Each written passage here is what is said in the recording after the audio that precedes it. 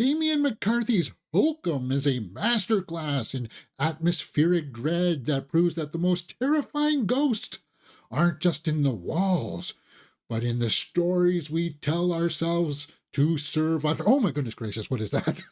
Yes, indeed, that is Hokum, coming in at 86% on the tomato meter, 85 by the audience, so this is a well-received film. And it tells the tale of Adam Scott, who plays a author, Ohm Bauman, who is a cynical, grieving horror novelist. He travels to a remote Irish inn that is haunted by a witch, indeed.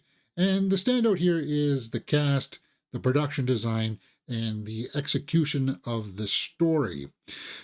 His quest for closure is interrupted by a local whisperer of a haunting that the witch is in the abandoned hotel. And the setup is pretty simple.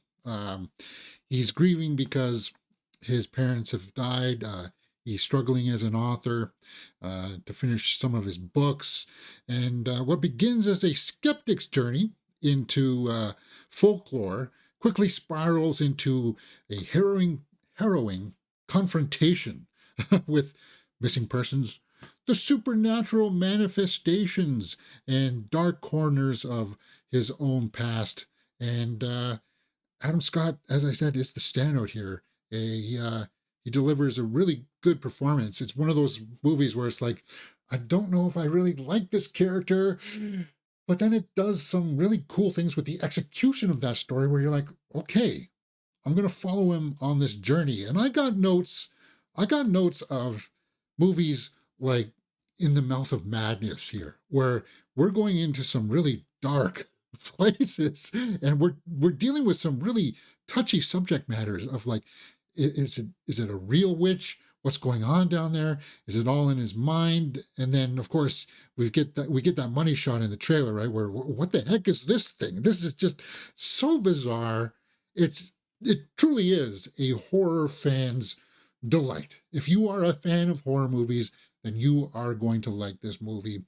It is going to be one that people will be talking about because of that imagery, because of the execution of the story.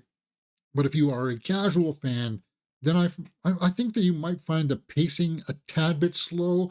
It comes in at an hour and 47 minutes, and that might be an issue for some people. But let's go over to the tomato meter here and try to figure out exactly what people are saying, and then we'll get into my score sheet here. So 86%, that's good. That's really good. Empire Magazine, Hokum isn't just Hokum, one of the top of an affecting personal quest for a non-despairing ending. It delivers full evening of scares, and it does. It has its fair share of jump scares, but then it's just the eeriness of the hotel, the way that it's shot. That is just like, okay, this is creepy. This is at night. This is right at dusk. Why are all these goats hanging around?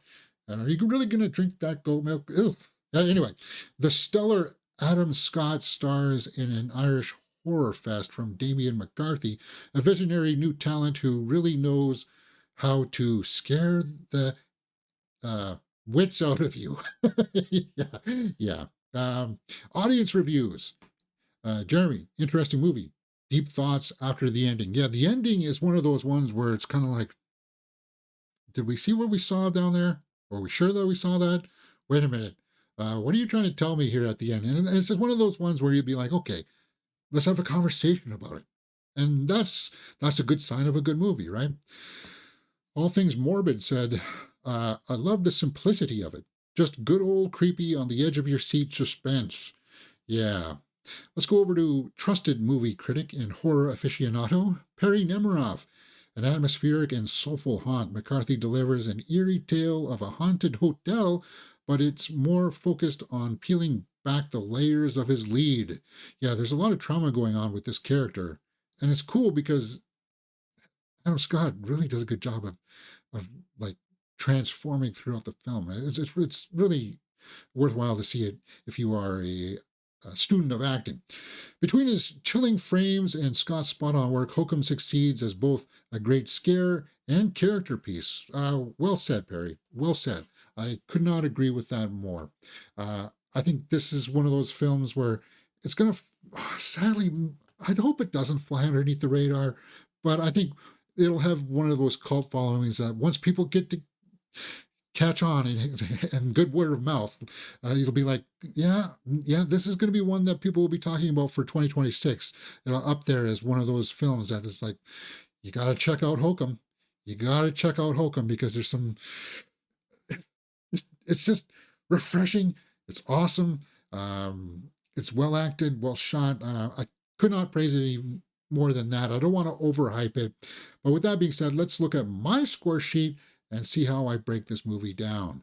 Acting, directing, and story are out of a possible 2 points each, where I gave it 1.5 pretty much down the middle.